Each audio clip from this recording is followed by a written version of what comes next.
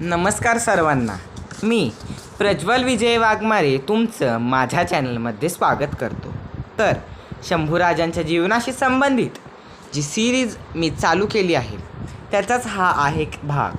आजचा विषय आहे आरमार बांधणी.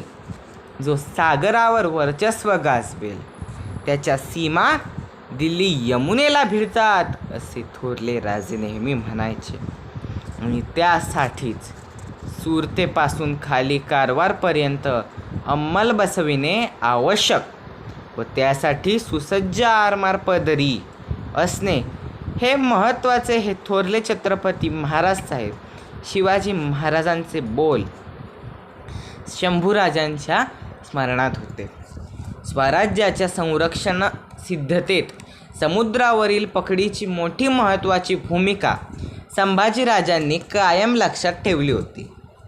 त्यानुसार एके दिवशी त्यांनी आपल्या जहाज बांधणी केंद्रास बाणकोटास भेट देऊन प्रत्यक्ष निरीक्षण करण्याचे योजिले व त्यानुसार भेट दिली.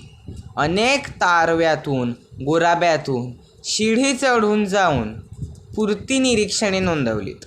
तोफा कशा प्रकारे ठेवाव्यात याचे मार्गदर्शन केले. अनेक नवी जहाजेही बांधली. एका वर्षात 10 ते 15 ते 20 मोठमोठी नवीन जहाजे बांधण्यासाठी फरमाने सोडली गेली. महाड, कल्याण, जैतापूर, राजापूर असे अनेक ठिकाणी जहाज बांधण्याचे काम अहोरात्र चालू होते. चालू घडीला स्वराज्याचे आरमार हे पोर्तुगीज, इंग्रज, सिद्धी यांपेक्षा लहान होते. परंतु गोऱ्या लोकांकडे ज्या प्रकारच्या आधुनिक तोफखाना होता तो मात्र मराठी स्वराज्यात नव्हता. नेमकी हीच उणीव भरून काढण्याचे राजांनी योजिले होते. लांब पल्ल्याच्या धडाकेबाज तोफा, अव्वल दारुगोळा व अचूक निशाणेबाजी करणारे प्रशिक्षित गोलंदाज या सर्व गोष्टींचा बंदोबस्त करणे महत्त्वाचे होते. त्यामुळेच राजांनी कुडाळ व डिचोळी येथे बारुदाचे नवे कारखाने उभे केले.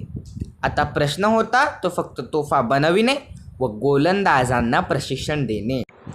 त्यासाठीच राजे बाणकोटाला आले होते.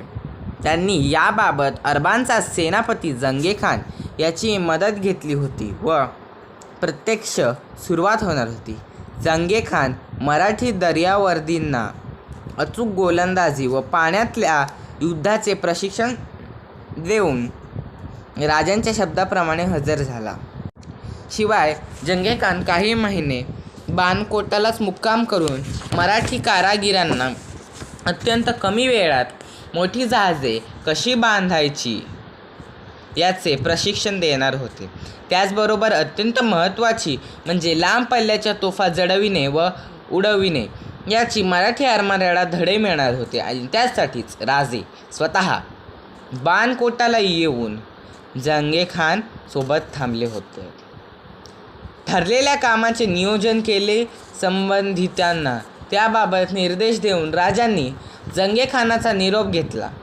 स्वराज्याचे आरमार गोऱ्यांच्या तुलनेत आधुनिकतेने बाबतीत कोठेही मागे पडणार नाही याची कायम व्यवस्था करण्यासाठी शंभू छत्रपती सावधान होते.